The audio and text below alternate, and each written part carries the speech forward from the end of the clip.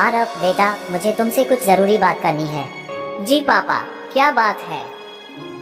तुम्हें पता है आज सुबह मैंने क्या देखा? नहीं पापा, क्या देखा? मैंने देखा कि तुमने अपना होमवर्क फिर से टाल दिया और मोबाइल पर गेम खेल रहे थे। पापा मैं तो बस थोड़ी देर के लिए खेल रहा था। होमवर्क शाम को कर लूंगा, अभी तो काफी समय है। यही तो समस्या है बेटा, तुम्हें लगता है कि समय बहुत है, लेकिन क्या तुम जानते हो कि समय का सही उपयोग न करने से क्या होता है? नहीं पापा, क्या होता है? चलो मैं तुम्हें एक कहानी सुनाता हूँ। ये कहानी एक बगीचे की है। कहानी? कौन से बगीचे की? एक किसान के बगीचे की। किसान के पास आम और नींबू के पेड़ थे। उसने दोनों पेड़ों को खूब प्यार से सींचा और देखभाल की, लेकिन नींबू का पेड़ हमेशा आलसी रहता था। वह सोचता था आज धूप बहुत तेज है, मैं कल अपने फल पकाऊंगा, और यह सोचकर वह हर दिन अपना काम टाल देता।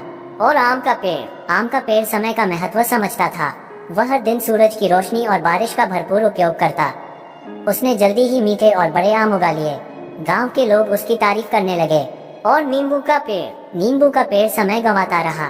जब फल पकाने का समय आया तब तक बारिश का मौसम खत्म हो गया। सूरज की गर्मी भी कम हो गई।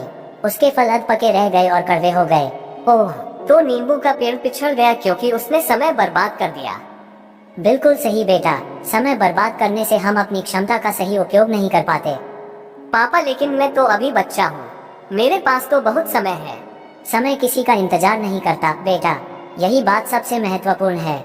बचपन में समय का सही उपयोग करोगे तो बड़े होकर जीवन में बहुत सफल होगे। तो मुझे क्या करना चाहिए? तुम्हें अपने समय को छोटे छोटे हिस्सों में बांटना चाहिए। पढ़ाई, खेलकूद और आराम सबके लिए समय तय करो, और सबसे जरूरी अपने काम को कभी टालो मत। पापा क्या आपने कभी समय बर्बाद किया है? हाँ बेटा, एक बार मैंने भी समय को हल्के में लिया था।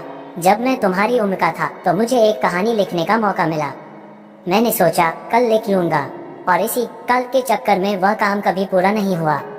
बाद में मैंने सीखा कि समय को सही से इस्तेमाल करना कितना जरूरी है। पापा क्या आप सोचते हैं कि मैं भी नींबू के पेड़ जैसा हूँ? नहीं बेटा, लेकिन मैं चाहता हूँ कि तुम आम के पेड़ की तरह बनो, मेहनती और समय का सम्मान करने वाला। पापा मैं वादा करता हूँ कि अब मैं समय की कद्र करूँगा। आज से ही अपनी आदतें बदलूंगा। ये हुई ना बात, याद रखना समय सबसे बड़ा शिक्षक है। वह हमें सिखाता है कि किस चीज की कितनी कीमत है। पापा क्या मैं अब अपना होमवर्क कर लूँ? जरूर बेटा, अभी से शुरुआत करो, यही तुम्हारी पहली जीत होगी।